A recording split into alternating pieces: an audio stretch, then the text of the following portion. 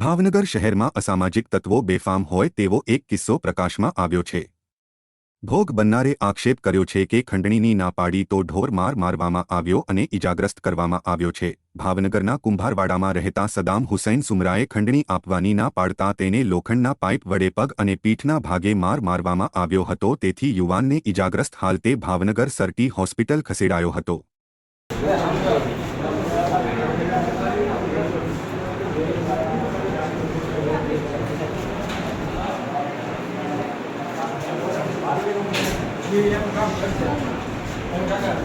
મારું નામ સદામ હુસૈન સુમરા છે।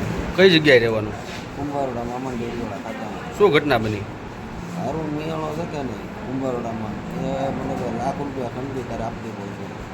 બીજું શેના ભાઈ કે તારે ખંડણી ભાઈ દેવાની જ થઈ, એટલે મારી કે નથી ભાઈ કે તારા ટાટિયા ભાઈ નોખા કરી નાખો, એ બધું ભાઈ કરી ના એટલે સીધો લોખંડનો પાઇપ ધોકો લાવ્યો મોટો જબરો રોડ અને જોરથી જમણા પગમાં પહેલાં મને ડાબા પગમાં 2-4 પાઇપ માર્યા, આમાં કાનમાં લફાટ મારી હતી।